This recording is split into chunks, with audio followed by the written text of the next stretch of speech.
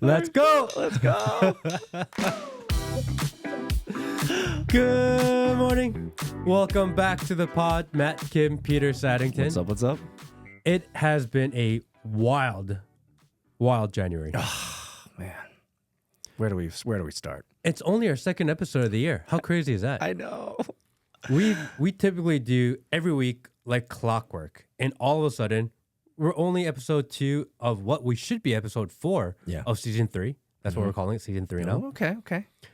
We are episode 2 of season 3, which we should be episode 4 of season 3, something like that. I can't even There's count. a lot to be forgiven, though, because you've been so busy, and that's what we're going to be talking about today. So I'm super stoked to get into it. Before we get into it, everyone, if you're new here, thank you, appreciate you. Thank you for joining the Free Thinker movement and being a part of the Free Thinker Army. Yes, we have tens of thousands of new followers and subscribers. So yes, big shout out to everyone who's joined and everyone who is tuning in and getting ready for the show. And all the people that are hanging out in our Discord community. Love you guys, appreciate you guys. If you guys don't know, we do have a Discord community, the Free Thinker Army. That's where we hang out. And that place these days has been on fire. Oh, man, it's almost every time I log in, there's like 129 posts you haven't seen. It's like, how do I catch up on all this stuff? And everyone there is so amazing, so open-minded, so accepting, and so welcoming of NUNU. Positive is also important. Yes, it is. There's no negativity. Discuss some of the craziest, wildest ideas out there, but at the same time, everything centers around a place of love and care for one another. And I think it's the most beautiful thing. And if I could go farther, a care for our country. Yes. Right. Yes. So if you want to be a part of it, we'll leave a link to the Discord. You're definitely more than welcome to join. And if you do join, don't be shy. Just jump right in and get involved. Like, there's no reason to hesitate, because as soon as you say, hey, guys, I'm new here, everyone will accept you and guide you along the way. And you'll learn. Like, I didn't, to be quite frank, Matt, I didn't think I was going to learn as much as I'm learning from that Discord. It's crazy. It's just because people drop these little things and you're like, I've never even heard of that. What is this? And then you go down this rabbit hole. And they bring in so many different perspectives from different points of view. And all of a sudden you're like, wow, I didn't think I learned so much just by scrolling it. Yeah. It's almost the anti-echo chamber. Yes. I think there's always going to be echo chamber-ish type of things in any type of community. Of course. But I think what you've been able to do successfully here, Matt, is amalgamate and bring in lots of different perspectives. Because we got boomers, we got millennials, we got Gen X, we got some people in their 70s and 80s that are in there. I mean, and it's just a hodge. It truly is a melting pot of people. I mean, I think it was Anne, who is our resident grandma. And yeah, you got it. And it was Anne's 74th birthday this past weekend. Oh, happy birthday, 75. Anne. I'm sorry if I messed that up. Let's go. But something like that. And she kind of was a glue that had been holding everyone together. Yeah. And she was actually big, and big shout out. She helped me out. Like if I DM her, she'll come back with like 9 paragraphs of here's what you need to do. Here's what you do. It's like overly helpful. Thanks a lot. I'll take it though. Yeah. So just filled with amazing, great people. So the Discord community, love you guys. They'll also be a big part of the chat when we do on Rumble. So usually after we do a stream on Rumble, then from the chat, they'll kind of move back into the Discord, and the party kind of never stops. Yes, never stops. I love them. I love you guys. I appreciate you guys. And literally, you guys are the reason that this community has a chance to survive. Yes, absolutely. So that being said, I just got back from Iowa. Yeah, so let's start off where we left off, because this is episode 2, season 3. Where we left off, you were gearing up and getting ready to go up to Iowa. So let's talk about that. So when did you leave? Who did you go with? What was your experience driving up there? So I feel like this entire story is a testament to how I live my life. Tell me more. Because as soon as there's a window of an opportunity, if it's just a crack in the door, I'm like, fuck it, I'm going in. And I just bust right through. Because I don't like to hesitate if I see an opportunity where I feel like there's going to be value later. I don't need to know what's on the other side of that door. As soon as I feel like there's an opportunity, I feel like I have to go through it. And if I go through that door with the most pure of intent of I just want to learn and be a part of something awesome, somehow good things just keep on happening. 100%. If I could just take a moment, this is something that I've talked about with my wife, having you go up there, and we were kind of talking in the background about, what is he going to do? What is he going to learn? But there's two things that I extracted from my conversations with my wife is, number one, that is a huge and powerful and positive trait of a great entrepreneur and operator, is that you don't hesitate when the door and the opportunity presents itself. So that's number one. But number two, the thing that I really, really appreciated and really respected you for is the courage to go do it and go into the unknown. I think so many people hesitate. They're like, what are they going to think about? Or what if I have these responsibilities at home? Well, that's always going to, those excuses are always going to come up. You got a young kid, right? It's cold as F, right, out there. Like, there's no real physical reason for you to traverse and do all this suffering and heading up there. But I mean, the taking the initiative, I think, is the point, and the courage to do it. Mad respect, Matt. It's come out. The outcome of all of this assertiveness and this courage is you've met hundreds of people, had experiences that you'll never forget, and so I just want to just really encourage you and keep doing that shit. It's awesome. Well, and I encourage everyone else to do the same. Absolutely. You never know until you try. You say less, brother.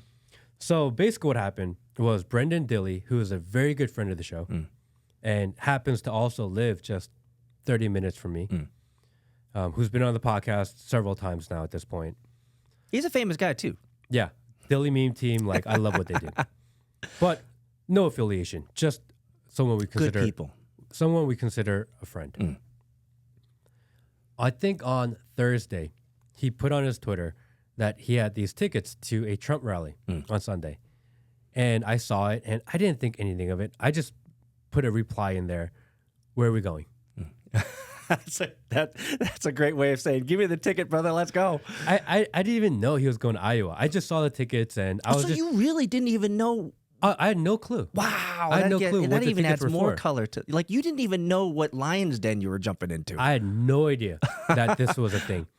All I did was reply to his tweet, his post. Where are we going? And I think like an hour later, he starts messaging me like, Matt, I'm going to Iowa. Do you want to go? And I was like, what? What are you talking about, bro? I was just trying to like engage. You know what I mean? Like, I didn't mean it. Sucker did. And then he finished his show and he calls me. He's like, Matt, I'm gonna go to the Trump rally. We've been working on this. What do they call it? His team has been working with the Trump campaign to phone bank. So basically, what phone banking is it's like robocalling. Yep. So they're calling all people within Iowa and trying to convince them to come out and caucus. And the campaign asked, the part of his organization's request was to do 10,000 phone calls. And within the first 24 hours, they already did 4,000. Wow, nice. So they thought it was great. And they're like, hey, if you want to invite some of the volunteers, why don't you come to the Trump rally? We'll let you guys have access to it. And that was it. That's how he got tickets for. And he's like, Matt, like, I think it'd be a great opportunity. Why don't we go? Part of the Trump team will be there. There'll be other people there. I'm sure there's opportunity to do something. And I asked him like, hey, is there an opportunity for me, like Trump, or is there an opportunity to meet people? He's like, bro, I don't know. But I feel like it's going to be cool. So you really didn't know? I had no clue. The scale of what you were jumping into. Not even the slightest. That makes the adventure almost even better, right? So I started watching his live stream because he streams every day, noon to 2 on Rumble. And I started watching his stream, and he's talking on his stream about how the weather is going to be, and it's going to be a blizzard. Yep. And I didn't know that. So I'm watching this going, dude, this guy is not doing a very good job of selling me on this. It's cold AF, man. It's the worst storm Iowa's ever had in 100 years. And it's supposed to be negative 20 degrees, which is the coldest I've ever been. And it's supposed to be negative 40 degrees with wind chill. And I'm like, there's no way I'm going to go do this. And when he called me, he's like, yeah, like the weather's not going to be good and we're going to have to drive.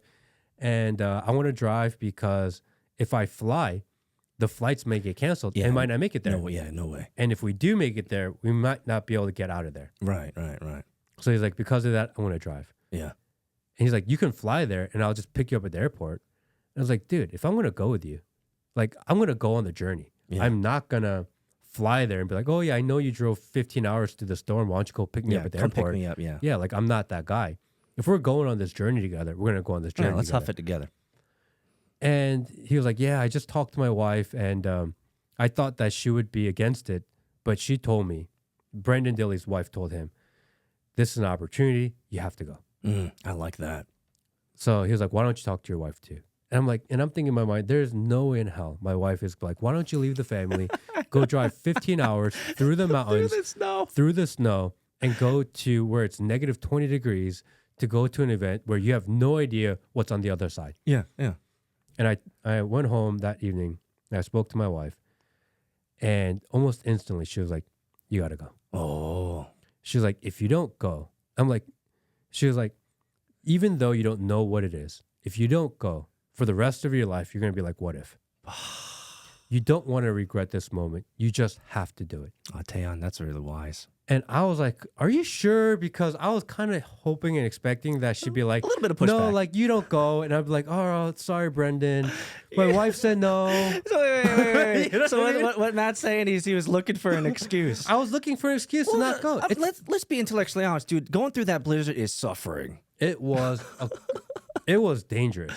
I heard people got stuck in the snow. I heard all sorts of stories. I was really looking for an excuse to not go. And I was fully expecting my wife to say, don't go. This is crazy. You're a dad. You have a young kid. Like, what are you thinking? You're stupid. I thought that's what would happen. And you don't even know who's going to be there. I have no idea what I'm going to do. Oh, man. And she's like, who are you going with? You're a groupie. Yeah. And I'm like, I'm going to go with Brendan Dilley. And she's like, who is that again? I'm like, you know, the guy that lives on the other side of the lake. Yeah. And she's like, oh, okay, you can go. I cannot go. I was like, no. Are you sure? Have you thought this through, Taeyeon? And she was like, you got to go because you never know. And if you don't go, you're going to regret it forever. Oh, man, I could actually take us off into a tangent about the value of a supportive wife, but we'll just leave it at that. Props. Yeah, so supportive. And that was on a Thursday. We were supposed to leave. That was Thursday night. And we were supposed to leave Saturday morning, 5 a.m. Yeah. That was the plan. So Friday morning, we wake up and she's like, oh, you need like snow boots. I don't own snow gear. We live in Georgia. We don't see like 3-foot snow. But you were from up north, though. You didn't have like an old... But that's like 12 years ago, you know? Like you need a layer. Yeah. You need like thermals and you need like snow boots. You need waterproof thermals. everything. Big deal. Right? So like as soon as we wake up in the morning, she's looking for all of this stuff, and you know, she goes to the mall, buys up all these other things that I need. She's like, I'm gonna get you prepped because if you go, at least like you need to survive. Yeah. And Brendan calls me, he's like, man, we need sleeping bags, we need like extra supplies, we need food, we need water. Because if we get stuck in the storm, Yeah, we don't want to freeze to death. yeah, and we get stuck on the side of the highway on the way there, like we need to be able to survive this. I mean, that's the level of preparedness we had to be. Because what if the car stops? What if we get pushed off the side of the road? What if we fall off the side of the road? There's like so many variables. And by the way, for those who don't know, Matt's not being hyperbolic. Like if you track the news and you track what was going on and the content creators that were going to this, I mean, you correct me if I'm wrong. I saw videotape where you couldn't see 10 feet in front of your face. It was really bad. Yeah. So it was like a scary movie blizzard type thing. Yeah. So on Friday, I called Mike, who builds a studio, who does a lot of work with us. Fat Mike. And I said, Mike, I'd like to go record and document some of this. Why don't you come be cameraman? So he's bringing other people into the suck. Yeah. And it'd be nice to have an extra body and another big body. Yeah. Right? If we get stuck in this storm, it'd be nice to have someone help push the car out. That reminds me of Star Wars when Luke cuts open the animal and sleeps in the animal. It's like, hey, we got stuck in the snow here, man. You're gonna take one from the team. We're just gonna cut you open and crawl in your warm belly. Mike's a big body. If we get stuck in the cold and I'm freezing my balls off, I'm cuddling up next to him. 48 hours of warmth from that guy. You know what I mean? At least. Sandwiched in between Brendan. Yeah, I'd be warm as hell. You would be warm as hell. Yeah. And Mike was like, man, like I got a lot of stuff going on. I'm moving. Like, I don't think it's a good idea. And probably 30 minutes later, he's like, I gotta go too. He just felt it too. Like there's this like calling, like we're supposed to do this. And he did the same thing, like shopping for like snow clothes. You know? When you had tweeted or X posted some pictures, and some of the comments were like, "Matt, get a scarf. What are you doing?" and stuff like this. So it seemed like you had the gear that you needed, but you still needed even more gear. I mean, the road there was. I mean, I'm telling you, you can't understate how overstate how dangerous this journey was. You're talking about the wind blowing so hard, the car is shaking, and the road is ice. You can't see anything either. You can't see anything because even if it's not snowing, the wind is picking up all the snow, and it's just like we're literally driving at some points like 20 miles an hour, and for like 30-minute stretches, we are literally the only car on the road. Yeah, because no one in their mind was stupid enough to drive on the road that day. I bet the windshield felt like razor blades. Oh, it hurt so much. Oh yeah, it like cuts right to you. And every once in a while we're driving north, we will see like one or two cars going the other direction. And it's almost like in those movies where you're going towards the disaster and everyone else is piled up going the other way. Yep, you know, because there's no one in front of you. Yeah, and all of your logic is thinking, this is not a good idea. Like the herd is going this way, and I'm going towards the problem. We are totally going the wrong direction. we thought that so many times. And and we didn't drink on the way there. We didn't stop for food. The only time we stopped for gas because we wanted to get as far as we could. How long was the before trip? It got dark? How long was the trip total? I think we did about 15 hours. Oof. Yeah, okay. And you were slow rolling it some of those times. Yeah, I mean, we didn't want to stop because we wanted to get as close as possible before it got dark, and then everything refreezes and the roads get worse. Oh, that's So our goal was get as far as we can, as quick as we can, as safely as possible. Full send all the way. Yeah, full send. So as soon as we hit dry pass, we're just flying as fast as we can. And it was so sketchy because, you know, the trucks would come by and the snow plows would come by and it's just snow everywhere. And you can't see anything. We're like this. And Brendan, who drove I drove the first half, Brendan drove the second half. And Brendan's like, is he white knuckling his white knuckle the whole way, driving like this. And we just made it, man. By the grace of God. By the grace of God, we just made it. And it was the most intense, most like bonding experience because to go through that experience alone was like crazy. Oh, you kind of like you're in the trenches with each other, right? Yeah. So I have to ask, was there any poignant conversations, or was there anything that happened during the trip other than just trying to survive and be on high alert? You know, because 14 hours, 15 hours with Dilly, I'm sure you guys chopped it up. Yeah, I mean, neither of us napped the entire time. So it's 15 hours of conversation. Oh, really? So if you were a fly on the wall in that car, it was fire. Bro, I would have loved to be a fly on that wall. Man, you should have recorded some of that shit. We did a little bit, but we were so like focused on like making, because makes sense. Trying not to die. Yeah, trying not to die. You know, but if some people online are familiar with Brendan Daly and the Dilly meme team, they get a lot of hate online sometimes, especially on Twitter, because they're a little bit on the polarizing side, right? They're a little aggressive in their messaging. If anything, Brendan Dilly 100% believes in what he's doing. He is 100% genuine and from the heart. And I can say that with 1,000% full confidence. Oh, yeah. Because I've been able to spend time and like really listen to and pick at the brain of how he operates. There is nothing fake about what he does. So would you say, since we had the top eagle, Trump, call you a great American patriot, would you consider Dilly a great American patriot? 1,000,000%. Well, then that's all you need to know. He 100% believes that what he's doing is for the betterment of the country. Because a lot of people say, oh, like these guys are paid to do it. No, like they do it because they absolutely love it, and they do it because they absolutely care. Do you feel like Dilly is and you know, take my words for what they are. Do you feel like Dilly is trying to help save America? Yes. Because I feel like I've watched plenty of his stuff, not all of his stuff, but I've watched plenty of his stuff, and there seems to be this theme or maybe this principle or value that's underneath what he says.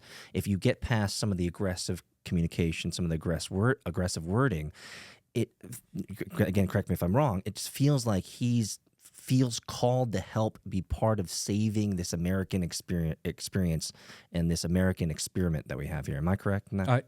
I would That's exactly what it is. Okay.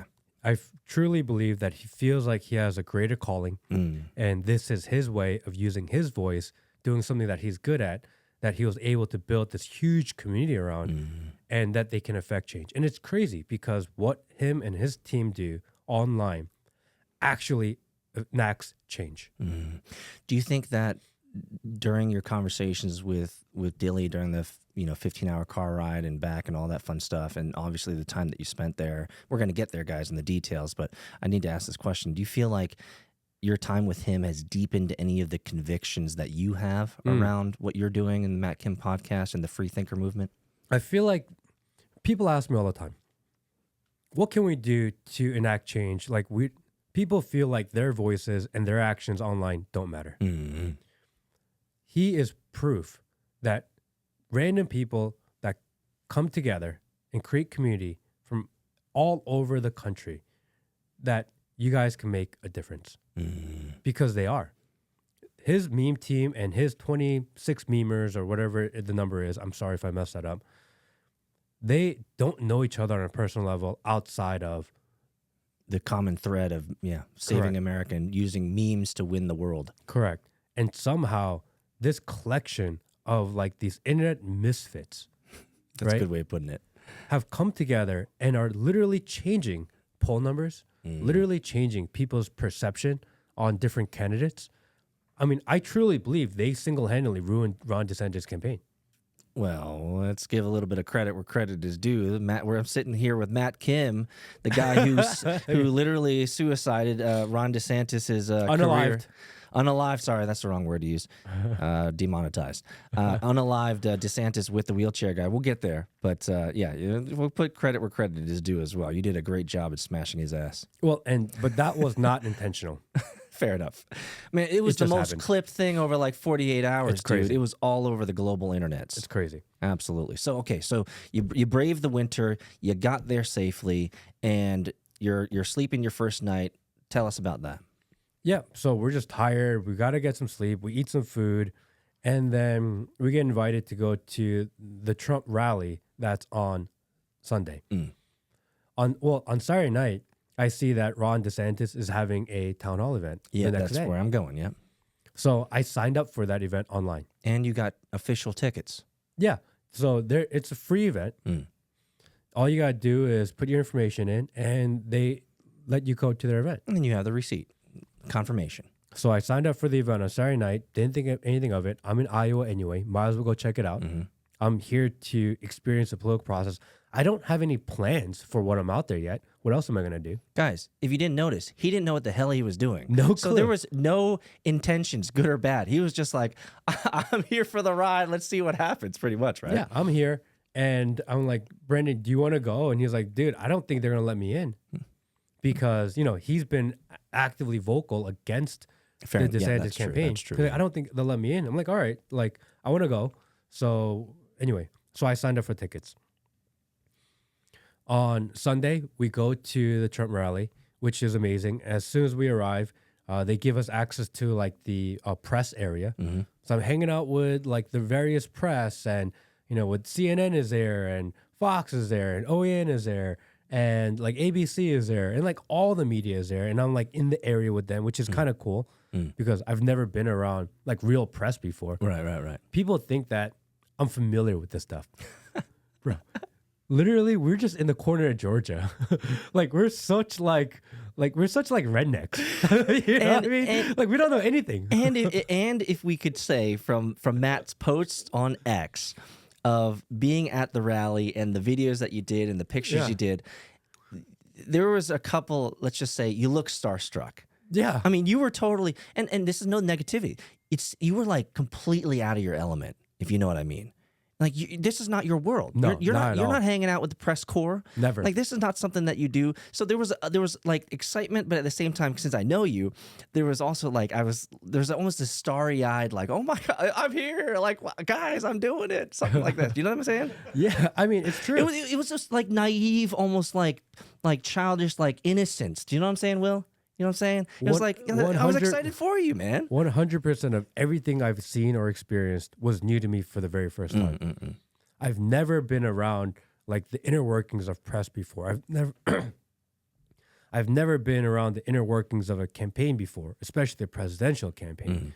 Like this is all brand new stuff to me. Nothing I've even fathomed that would happen to me or something I ever planned on happening. It just happened. And just through serendipity alone, like the event that the Trump rally you went to was actually like the biggest one that you could have gone to at this point. Like amazing. So I'm there and I'm at this event and we see and then it's like the first time protesters were at a Trump rally in like a long ass time. So I'm watching protesters like right in front of me. That was wild, right? Being around Trump and the kind of the universe of it, and to be in a room when Trump walks in for the first time. That's the first time I've been in the same room with Donald Trump. It's crazy when he walks into a room. What is that? What does that? Expound on that. What does that mean? Does he fill up the room? Is it his personality? His energy fills up the room, and you know he's there before you know he's there. Ooh. I've never experienced something like that in my life. That's the divine matrix of power right there. It's crazy. His energy and his boss energy just like radiates in a way that I've never seen before. Like even before you know he's there, you can feel that he's there because the energy of literally everyone in the room changes instantly. Even if you hate him, their energy changes. Yeah. Well, you were saying a little bit about that, and I actually would like you to share because this is your first opportunity to hang out, kind of really with the press corps and all the what I like to call the legacy media. And so, what did you learn about the legacy media from this experience? Are they all the bunch of cucks that we assume they are, or are they just human like the rest of us? The legacy media is doing their job. What does that mean? They don't necessarily believe what they say. They don't necessarily hate Trump like they say they do. It's just their job to do so. So there's two ways that we can look at this, is that they truly are cucks because they are situationally aware that the narrative that they push is they're dealing with cognitive dissonance. The narrative that they push is completely opposite to who they really are and what they think, number one. But number two, the other vantage point to look at it is that they're just mindless creatures just doing this narrative. So how would you put these? Are they just regular Americans just trying to live out their job, which frankly doesn't sound like a great excuse, or should we give them a little bit more grace is where I'm going here. There are a lot of people in this world that do jobs they hate or they don't agree with. Fair enough. I don't think they're any different. Okay. You know what I mean? Like, it's their job. But and are they held to a higher responsibility and accountability because they are the mouthpieces of negative lies? Let's just call it for what it is, negative lies. And I thought that too, right? Because I want to put a lot of blame on maybe some of the news talking heads out there, right? Because I know for a fact they're knowingly lying. Yeah. If they don't do that job, and they said, no, we're not going to do anything, they're just not going to have a job. And they're going to get replaced with somebody else. So it's almost not the individual's fault. It's the system that's broken, and that's at fault, right? And it's the people maybe at the higher levels of maybe these new news organizations are at fault because this is a culture that they build, and this is what they require in their employees. But can you really extract the individual away from that accountability? Because, I mean, if we look at any other job, let's say you're an accountant, fair enough. I know enough accountants that hate their job, hate their life, but they're getting paid $1.80 and it's a pretty good income, right? They're not affecting mental models. They're not affecting worldviews. They're not affecting philosophies. They're not spewing lies. They're just doing ones and zeros. So should we hold the press corps and these individuals to a higher standard, or is that an unfair assertion to have? The press corps maybe as a whole, but as individuals, I kind of see them in a different light now. Because so you give them more grace? They're just actors. If you put it in that model, then yeah. If it was a random CNN reporter that says, I hate Trump, I hate Trump, I hate Trump, he's going to ruin the world. If that guy or that girl doesn't say that, they're just going to replace it and find someone else to give that same exact message. So it's not their message that they're giving. They're just the person that's playing the part. to give that message. It's actually an interesting model. They're just actors. That's actors. a great way of looking at it. They're just TV personalities, right? So if you take one person out, you don't remove the message and what their agenda and their propaganda is. It's just a different face giving the same propaganda. So if in that viewpoint, you can't blame one individual because, again, that individual is so easily replaced. They're not the problem. It's the messaging and the people that are propagating that messaging that are the problem. I see. The rest of them, they're kind of just doing their job. And that's part of their job requirement is that here's what we need you to say. You have to say it. And if you don't say this, you're fired. Go. Good luck on local news somewhere, or maybe someone will hire you, or do you know, maybe we'll make you unhireable. And we'll just find somebody else. And then what? It's almost not, it's almost not their fault. The reason I bring this up is because I wanted you to make the comment. I think it's important for the audience to hear is that you told me a juxtaposition, which is, yeah, they're actors. I love that model because that clearly shows they're playing a part, right? They're playing a part, right? They're not the scriptwriter. No. They're playing the part that the scriptwriter told them, right? So that's a really powerful model. But number two, you told me, off camera that they got excited when Trump came in. They seemed like they were enjoying the moments that they were off camera. So they were very human like you and I. And so I would you say that you not only give them more grace, but also you kind of understand the dissonance and understand their crappy situation that they're in? Let me use this word. Are you more forgiving now? I feel bad for them. Oh, that's a good way of looking at it. Because they do not live free lives. And that's a sad prospect, right? Yeah, that they are almost captured in their role of who they're supposed to be, and they are not able to express freely what they really think and how they feel. And that sucks because everyone in the world judges them for what they say, and it's not their words they're saying. I know. It's not their ideas they're giving. I know. So that's a crappy life, dude. Yes, you're responsible for what you do, and I get that. I'm just saying I'm a little more empathetic to them than I was before. Fair enough. That's all it is. I think they're full of shit. I think if they really had integrity that they would speak out against it. But I also know that if they did, they'd be replaced with somebody else and it'd be the same thing anyway. It is a real tough cognitive dissonance like situation in that there's this aspect of self-interest in survival, right? You need a job, you need to survive. But at the same time, I guess what they do is they disassociate themselves and they say, I'm going into acting mode now. And that allows them to deal with the cognitive dissonance of what they're saying, even if they don't believe it. And I think that's something that you commented on off camera is that these people don't believe this stuff. And you said something which I thought was really poignant, which was you have absolute unequivocally just you now know for a fact that the mainstream media, the legacy media is just lying to us, to our faces. Like we knew this, but it's theater. But being in there and seeing it all, hanging out with the press corps, inches from these reporters and these news people, like deeper now that it is really a just giant charade. Yeah, I mean when they say things like, "Oh, Trump doesn't work hard," and he's taking so much vacation. When they say things like this, I know for a fact those people there know how damn hard they work. Because they're following him. Yeah, they're following him. They can't keep up with him. Yeah. But yet they'll say it. So I clearly understand that a lot of what's told on the news, especially, is completely narrative driven, right? It's all optics.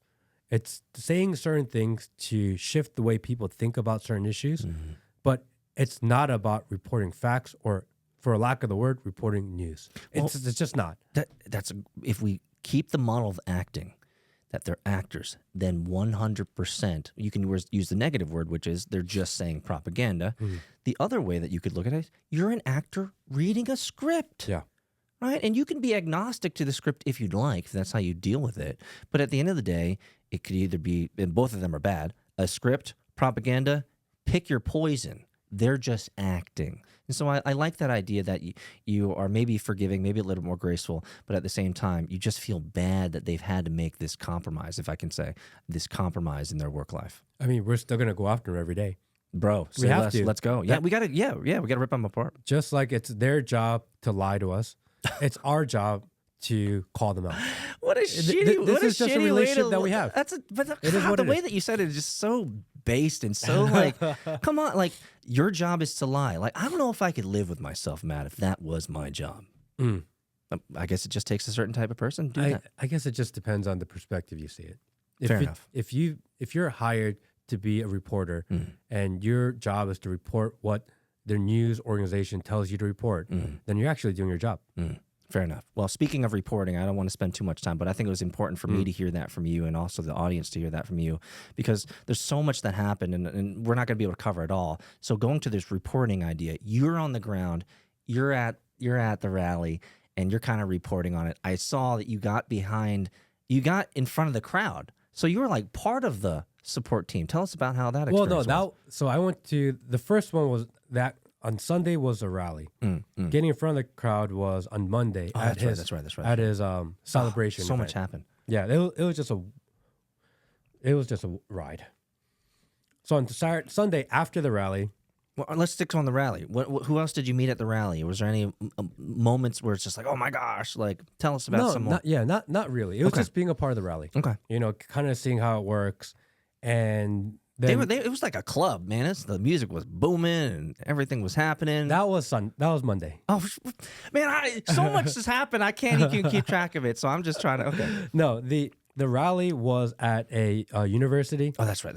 And at the university, they had to split because you can't do rallies outside because it was so cold.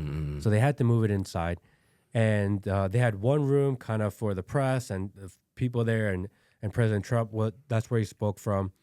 And then they had like another section, kind of the theater area that was packed. And of course, the news shows like the smaller crowd, but you don't show the big, huge crowd that's in another room. Right. But you can't fit everyone in right now because you can't do it outside. Because if you were to do it outside, people would freeze to death. But of course, look, there's like only 1,000 people here. No, there's like 10,000 people here. 9,000 are downstairs in the other room. Yeah, that's what I was about to ask. How many people you think were total? I have no idea. It's a lot of people, man. It's a lot of people.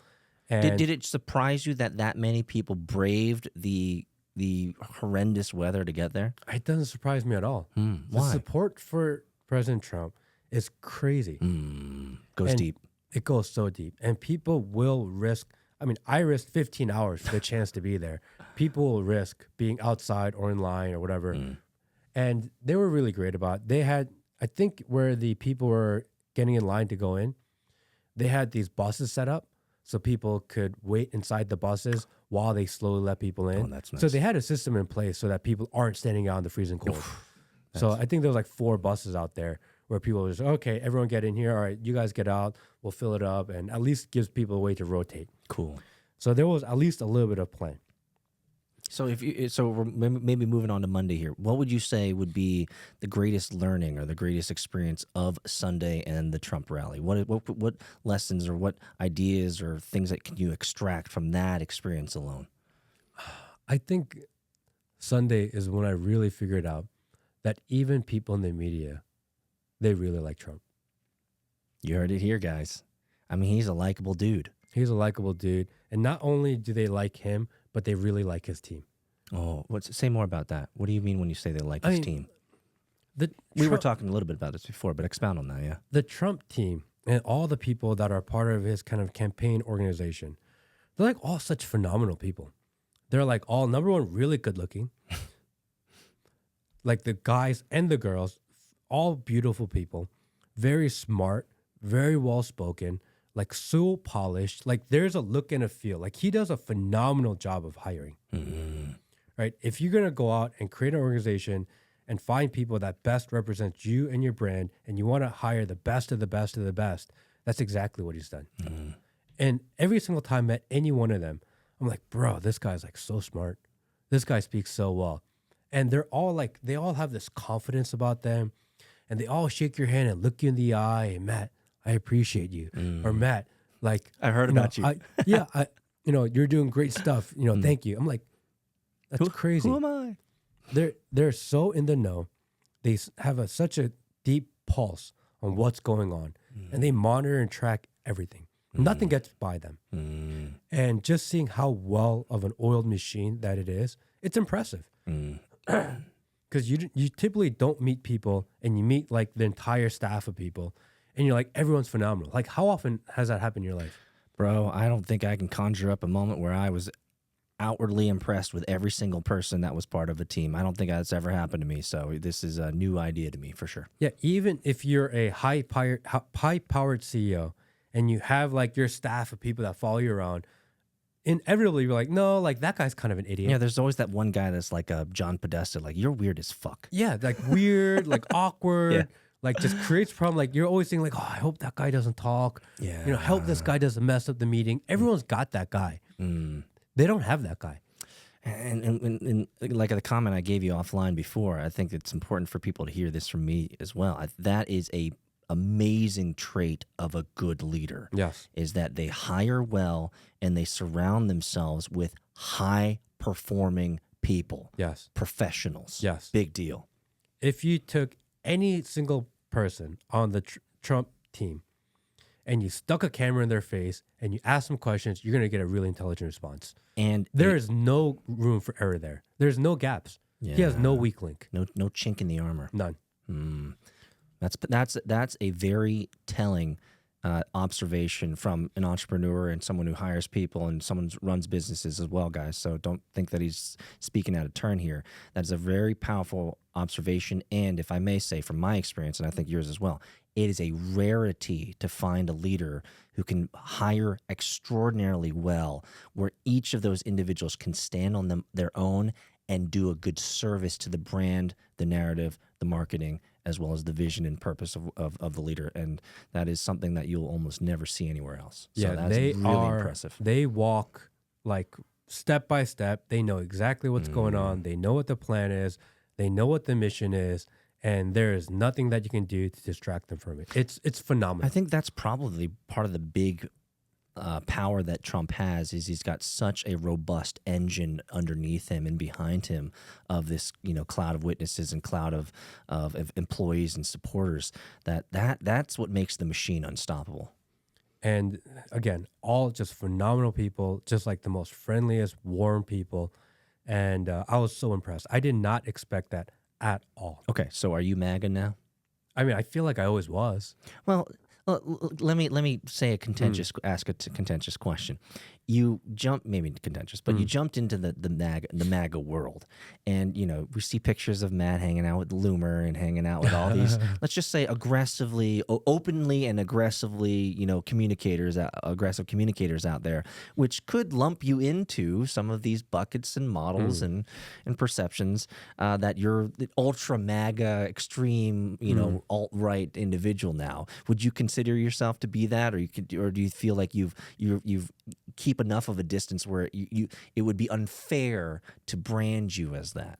I don't care at all what people brand me as. Fair enough. That's a good answer. I had people in my comment section the other day, Matt, you're gonna ruin your career by That's who you why associate I'm bringing it with. up. That's why I saw those comments too, and I'm like, I know Matt's reading this shit. I wonder what his thoughts are. I just wanted to ask the question. Absolutely. You're gonna ruin your career because who you associate with. Eat a dick. I don't give a fuck. You know what I mean? Like I don't think you understand like what we started doing. We started by just doing what we do. You know, like, oh, I hope I get famous one day, or I hope I get to hang out with. Like, I don't care. Guys. And if they say, Matt, you're not allowed to hang out with us, or you're not allowed at these events anymore, I don't care. I love where I am. Why would you ever be kicked out of an event? I have no problem staying in my corner of Georgia, in our studio here, in my house with my family. If that's where I live for the rest of my life, I'm okay with that. I don't care if you guys invite me back. It doesn't matter to me. Like, I didn't think I was going to be there to begin with. Fair enough. Like, oh, Matt, you're going to ruin your career. What career? That's where you're like, what career are you talking about? Where were you going with this? Where do you think we're going to make money? By the way, we're a year deep plus. Brother still hasn't made a cent from this guy. So there's no monetary incentive here, brother. Well, that's not fair. There are people that donate willingly. Fair enough. I appreciate you guys. And if people are there, people who subscribe maybe on Instagram or just randomly. I remember when I was going to Iowa, people would just start PayPal me random money. Which is amazing. And I've messaged everyone back. but I appreciate you guys. I really do. But I think for the record, because I'm here, hanging out with Matt, and I like to make things clear sometimes, especially in defense of Matt Kim, is for all the internet sleuths out there, you can scrub all of the previous episodes we've done. Brothers never asked for money. No. So the donations are coming out of the hearts of people who want to support an individual who is seeking knowledge, seeking learning, going to events in which he has no freaking clue of what he's supposed to expect. So like that's a good model to have. Yes. So everyone that has donated and selflessly gave, like, thank you. I appreciate you. Yes. So Monday. No, and then Sunday night was the Desantis event. Yes. Yes, I from what I understand, you were a very welcomed guest in that particular event, yeah?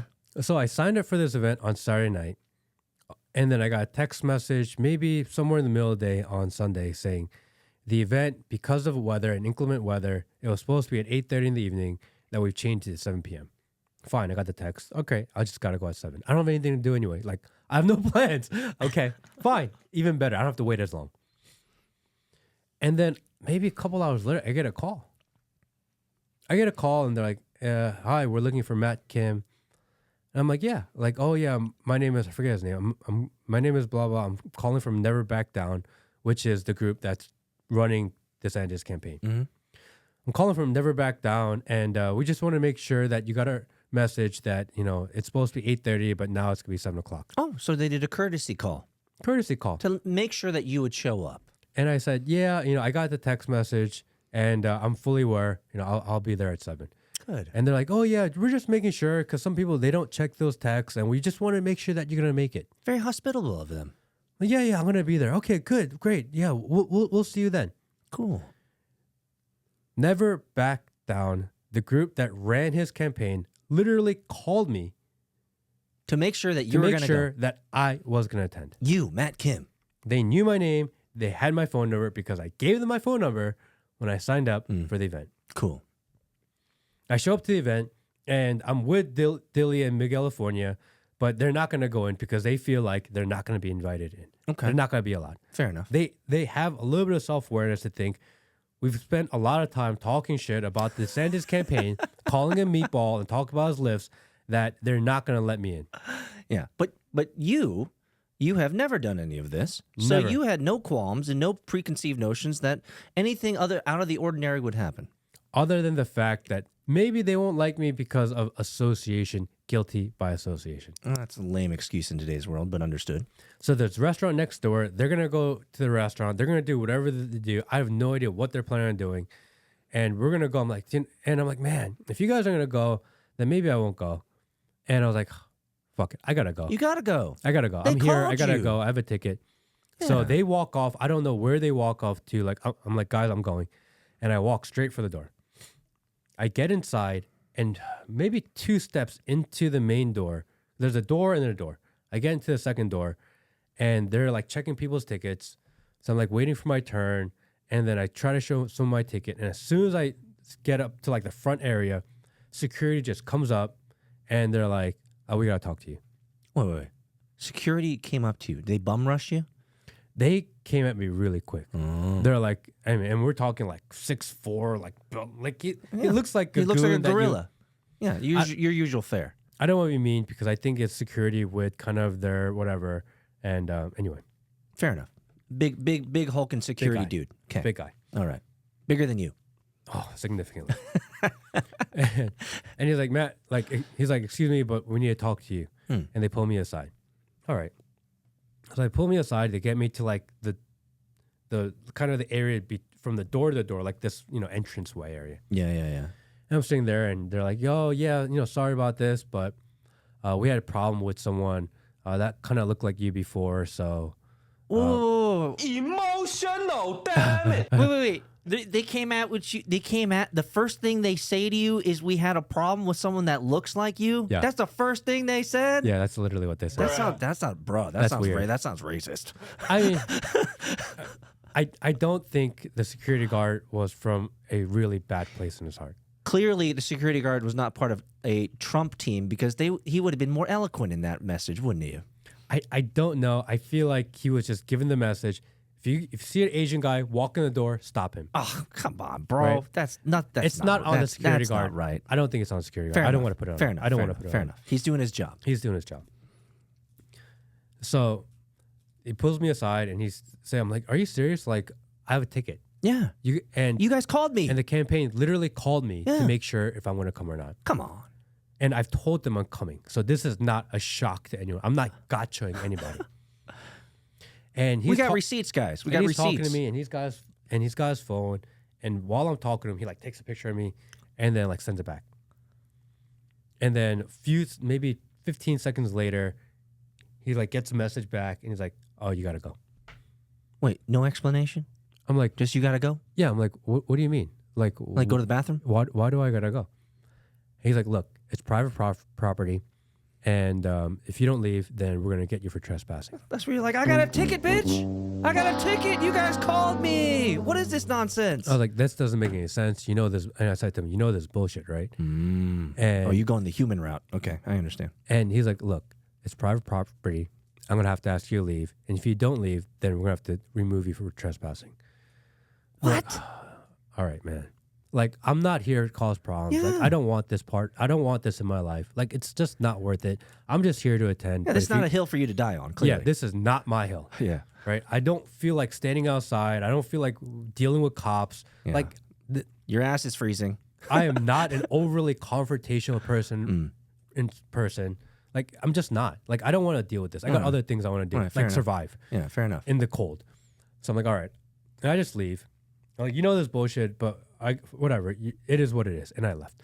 So let's pause on that before you continue on. Do you feel like you should have? I know you. I've known you for years. I know you're not. You don't look for fights. Peace. Fair enough. We know that. Do you feel like you should have defended yourself in retrospect a little bit more? It's a private event.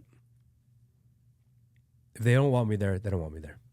You know what? As a business owner, you understand. Yeah. Fair I enough, understand that. Fair enough. Fair enough. For whatever reason, they found me to be a threat and they asked me to leave. Like, I'm not the guy to be like, no, you have to accept me. Yeah. It's your event. You can do whatever you want. You don't have to accept That's me. Laura Loomer's job. Yeah, there are other people out there that will be more in your face about it. Me, like, it's your event. You don't want me? Fuck. Like, I don't want to be where you don't want.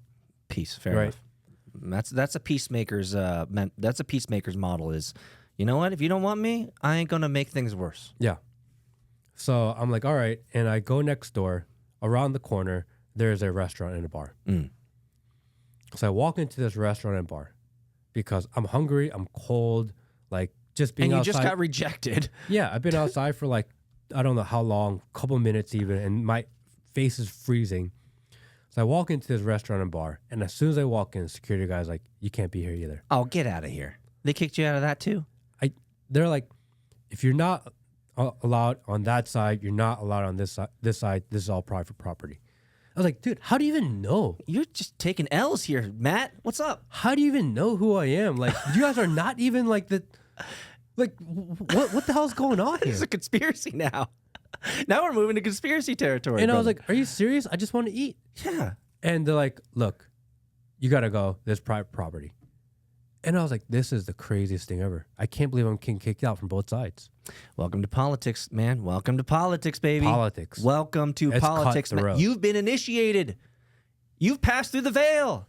You're there now. So I leave, and I'm kind of annoyed. And that's when I make this video of course talking you're about annoyed. getting kicked out, right? Because I just got kicked out. I didn't realize, like, I've been getting kicked out for, like, I don't know what reason. I just make this video, right? In the meantime, I did not know. Do you know what Brendan Dilley and Miguel California were doing? No. They were smoking cigars in front of Ron DeSantis' tour bus. Tour bus. They're sitting there smoking cigars, smoking cigars in front of this bus, right? I had no idea because we What a split bu- up. what a bunch of I have no Gs. idea what they're doing. What a bunch of gangsters. They're smoking cigars in the bus, and Ron DeSantis is inside the bus. He sees that these two are outside the bus and won't get out of the bus because What? he doesn't want to run into them because he's worried that they're gonna do something. What a pussy. Let me. If anyone is watching that is like from either any campaign, these guys are not real life trolls. They're normal people. They're online trolls. But in real life, they're not going to go out of your way to cause problems. They have a persona online for sure. They are online trolls. That's what they are. They are a troll army. They meme for a living. In real life, they are normal people.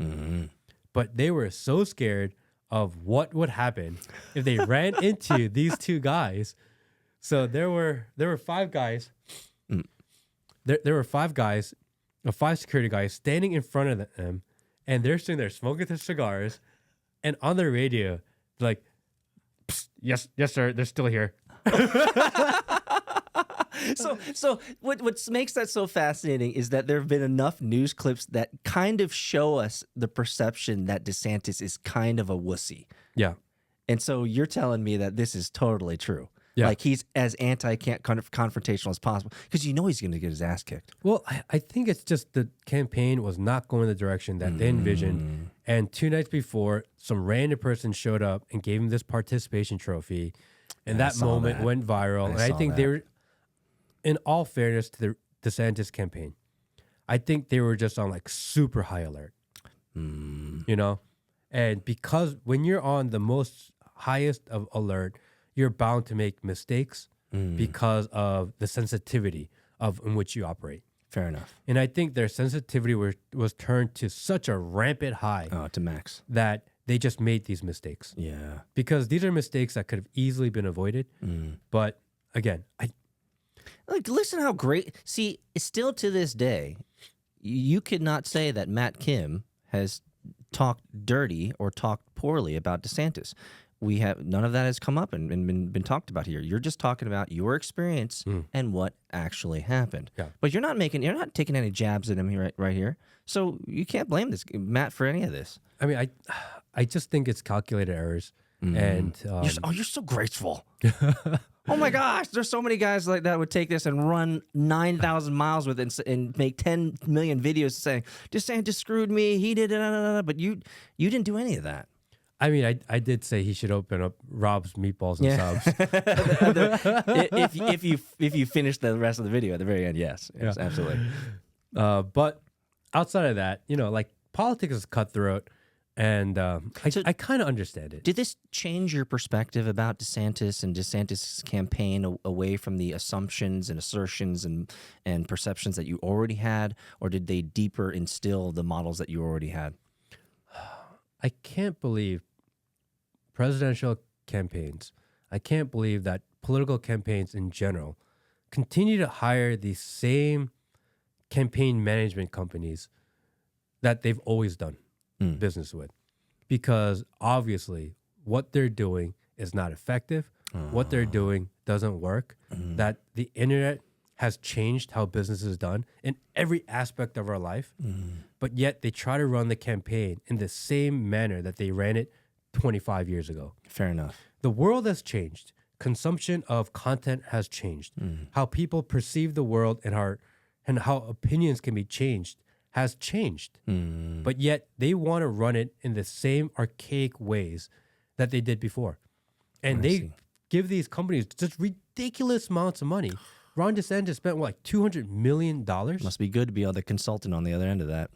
And these consultants, this Never Back Down group, is getting paid size to run probably the worst campaign the world has ever seen. Man, it's good to be on that side of the game. This is not about, I don't think what we've experienced in the last week and last few months in the Ron DeSantis campaign, I don't think that's an indicator on Ron DeSantis. I don't. Well, it's a business decision to buy these or to purchase these consultants. These are considered the best of the best of the best. If you're running a huge campaign, you hire the people that are supposed to be the best. So you could say from a leadership perspective, DeSantis did not have the wherewithal or have the educated, surrounding individuals who could tell him that these are the right people because they are progressive. They've changed their tactics according to the way the world is now, is what you're saying. Yes. So DeSantis can be blamed for making a bad business decision. Correct. Okay, fair enough. He was not willing to try it differently. And if he wanted to win an election like this, he had to be willing to take the risk and try things differently. What do you think he should have done? I think he should have hired, instead of hiring social media influencers that have numbers but no influence, maybe hire people or associate with people that have influence, even though they don't have numbers. I understand. I actually understand. Unpack that a little bit for everybody. What does that mean? So a lot of the campaigns will bring in and do events for people that they consider influencers in the space. And they measure that based on metrics. Yeah, mostly vanity metrics. All vanity metrics. How many followers? What's their engagement number? Who's getting shared? Who's getting reshared? Blah blah blah. All these things that don't really matter. Do they shift and do they influence actual people's thinking or not? This is more important. You can't capture that. That you have to actually get engaged in the community. Are people actually commenting? Do people care about what this guy says, or is it just bot comments? Exactly. You have to do a little bit of time, a little bit of research. They should have spent their efforts elsewhere. Yeah. Instead of trying to buy it. Maybe a bad analogy here, but it just came to my mind. It's like DeSantis, they hired these consultants, and the consultant said, well, the Island Boys are getting the most hits. Let's spend all their money on the Island Boys. Well, nobody who's going to be voting for DeSantis is watching the Island Boys. So you just dumped all your money into these two knuckleheads that aren't going to move the needle for you. Is that kind of what you're talking about That's here? exactly what it is. And they could have done it without having to pay people. Exactly. Exactly. Because a stark contrast to, I guess we move on in this story, is the Trump team. They're like, hey. So they heard about you getting kicked out, right? Why don't you come in? Well, on Sunday, because they told Dilly that he could record inside their war room, and they gave me access to it anyway. How was that? Which was cool as hell. Yeah, I'm sure, man. You're in the belly of the beast, bro. So now I'm kind of in the know. This is before the DeSantis thing. I can't imagine that they thought that because I'm gonna be there that they're gonna kick me out. I don't know why they kicked me out. Oh, man, let me just sit on that for just 1 second. Do you feel any hole in your experience in that you just won't? Maybe you don't care. Let me put it that way. Maybe you don't care that you'll never know. But I think to some people, they would hold on to this as like something that would eat at them. Like, I will just never know why they did that. Is that something that you care about or no? I think it's so damn cool. A badge of honor. You now officially with receipts can say that you got kicked out of a DeSantis campaign. Well, I think it's just cool enough that they thought that what I say and how I see things and how I report something was so that it was a threat, meaning it actually has value. Yeah. So if anything, they validated validation. my opinion. So I thought that was cool. Well, it kind of means that you're kind of doing something right. Either right or wrong, regardless of if it's right or wrong, it validates that my opinion actually in one way, shape, or form, it matters. Oh, brother, I like hearing that. So I guess that's the silver lining to all of it. Fair enough. As far as like feeling some sort of way about King, like I don't care, man. Yeah, I know. I don't care. The reality is, if I was there and it was a great event, I would have told people that's a great event. Yeah, but then you'd be hanging out with guys who dance with like the shoe on your head. I don't know. What were they doing? It seemed like they were really reaching with those guys. I have no idea. Oh man, what a fail whale. Well, apparently that guy's name is the Vermin or something. He has a name. The Vermin? The Vermin. Oh my gosh, you're gonna. Oh Jesus, come on. Guys, So get some class, DeSantis. But the stark contrast is how Team Trump handles it, which is there are people that are supportive of what we do. They're around. Let's give them access. Yeah. The amount of transparency in the Trump campaign is mind-blowing. Because I thought that if I get access to people within Trump, that it would come with stipulations. I for sure expected that Strings to happen. attached. I for sure thought that they would say, you can't talk about this, you can't do this, you can't do this. Or you can't ask this, you can't do this. I thought for sure they would, even if it's not a long list, I for sure believed in my mind, in my heart, that they would say, here's a short set of rules. Nothing. Yeah. It is, hey, welcome in, here's a badge, have fun. So what you're saying is they treated you like a worthwhile human being? Once you're in, that's it. You're in. Wow. There's no rules. There's no regulations. There's no like, we want it to be this way. Hey, can you do it this way? Nothing. Literally nothing. Are you saying in the war room, in the belly of the Trump beast, that you had full autonomy and freedom of speech? Literally zero restriction, which is just the craziest thing ever. Well, I'm not going to remember everybody here, but I saw videos of you hanging out with the Trump sons. Yep, with Eric and Don Jr. Yep, saw you with Carrie Lake. With Carrie Lake. Actually, you just keep going. You had free, autonomous conversations, and like you could have asked them anything, and you did ask them things. They're limited on time. They got a lot of things to do. It was my responsibility to convince them to do something. It's not like you have to do something with Matt. I was there and I saw them walk around like, hey, do you mind? Like, I just love to record with you or ask you a question. And they don't on know camera. you from Jack. They have no idea. Yeah. They were like, all right, that's it. There's no like, all right, what are you going to ask me? Okay, I'm not MAGA, guys, but he's convinced me that this MAGA culture seems like it's a good culture. There is no like, all right, before we record, can you tell me what you're going to ask me? None. Really? Nothing. They didn't even ask you for qualification. Nobody. Did they ask you for a press badge? They just knew I was in there and that was good enough for them. Jeez, come on. Once man. you're in the ecosystem of the Trump world, they trust that you're one of them. That's it. Well, maybe then, let me correct. I think you say it the way you say it. They respect you as a human being. Whether they trust you that you're not going to try to swindle them or turn the narrative around. I mean, it is what it comes with the territory, right? And if I do, I do. Yeah, if you do, you do. But they respect you as a human and as a person that they don't feel they're not looking down on you. No.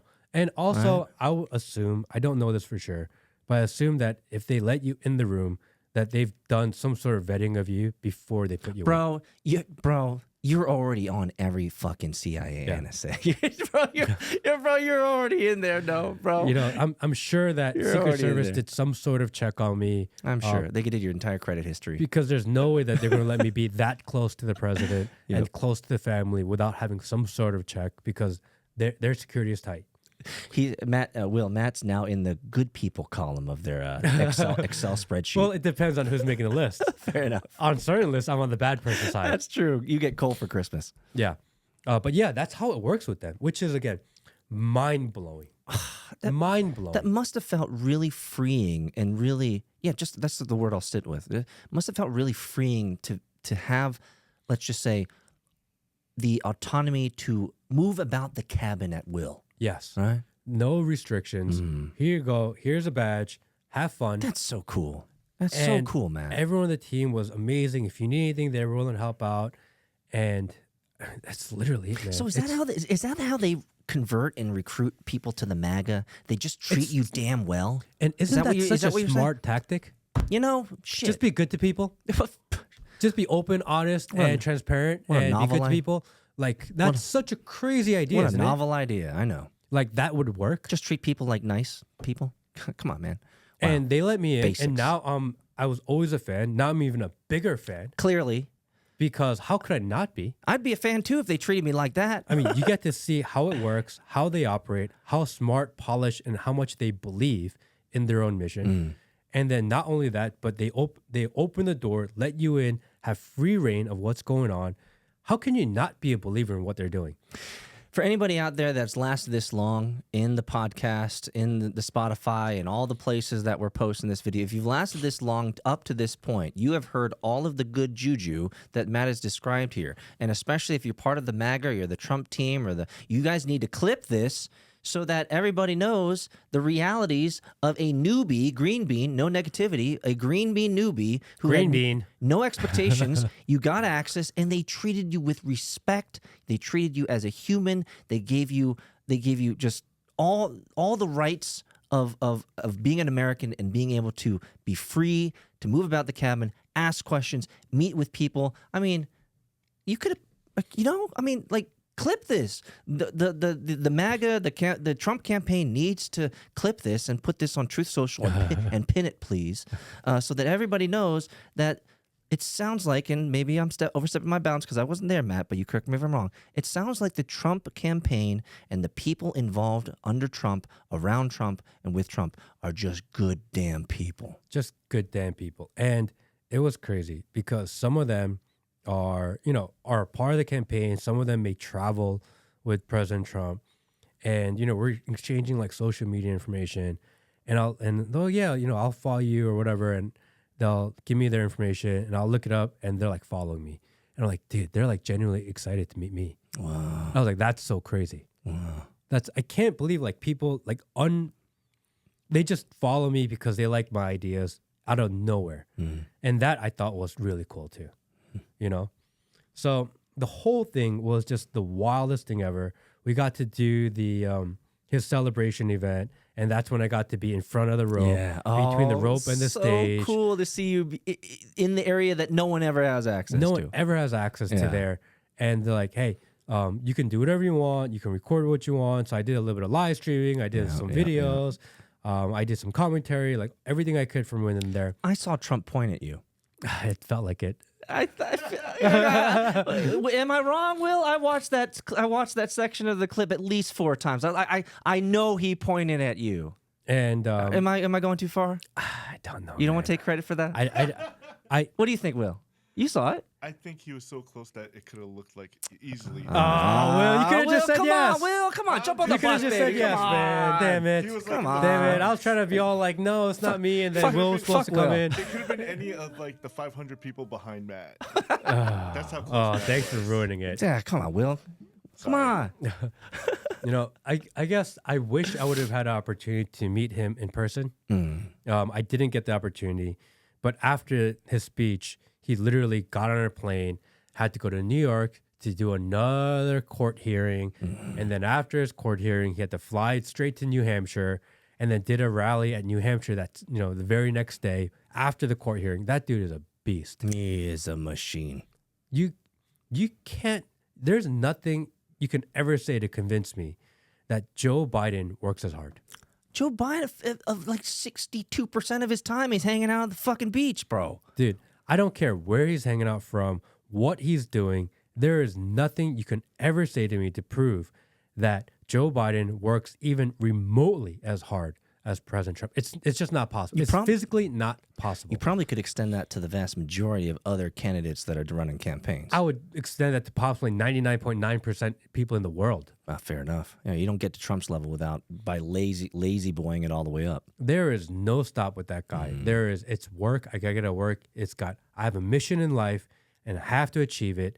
And I will willing to put my body in the ground before I don't finish. Wow. And he will, there's no stop. It's crazy. So do you think being able to really soak up and experience his work ethic, and especially from, you know, coming from you as an entrepreneur and a successful entrepreneur and operator, I mean, you understand these facets of doing good business and hard, good work. Would you say that being in the belly of the beast, experiencing it and being there, that deepens your respect and your care for America and for what Trump's trying to do? So for 4 days straight, it was basically from morning to night, for a lack of the word, work. That's what I did, right? Slept 4 hours a night, and every night, every day, it was just nonstop moving around, trying to be as productive as I can, including driving. I did that for 4 days. The day I came back, You got sick. I got Your so body sick. crashed. My body just broke down. I couldn't handle it. My body was like, dude, you're done. And I slept for like entire day. I It's was like done. a 4-day bender at Ibiza or something. It was crazy. My body was like, you are done. You are sleeping. You need to recover. Like I've never felt so like physically tired in my life, And then the next day he's flying out to L.A. which I did. But I needed that full day to just like my body break You're down. a beast, bro. Dude, President Trump does that every day of his life. How is that even possible? The man is made of a different. He's cut from a different piece of cloth. Clearly, How do you live your life? I lived not even I lived my life not even remotely as hardworking as Trump lives his life for just 4 days. He does that every day of his life for 80 years.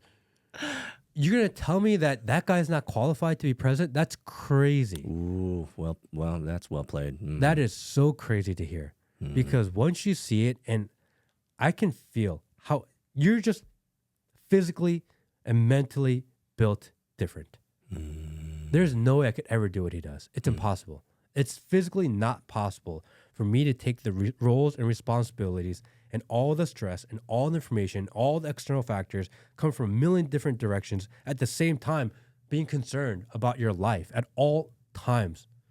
Yeah, and all the negative energy that's thrown his way too, which is just it And builds up. Even then, walk around and exude positive energy. It's crazy. Wow. I don't know how he does it.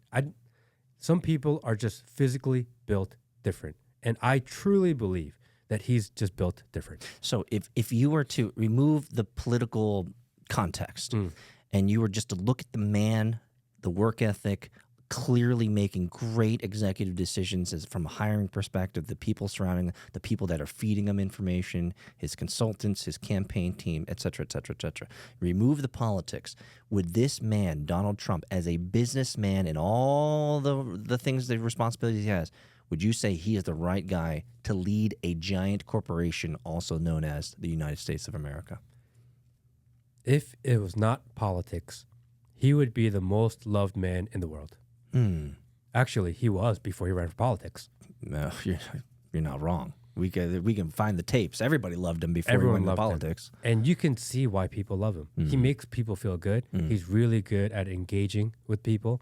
He's really good at making the people within his own organization believe in his mission, and that his work ethic is infectious to all the people that work underneath him, that there is a culture that he drives, which is a culture of don't give up, work your ass off, and excellence. If we could use one word, would a word that would be applicable and kind of as an umbrella term is he's just an inspiration, or is that not enough?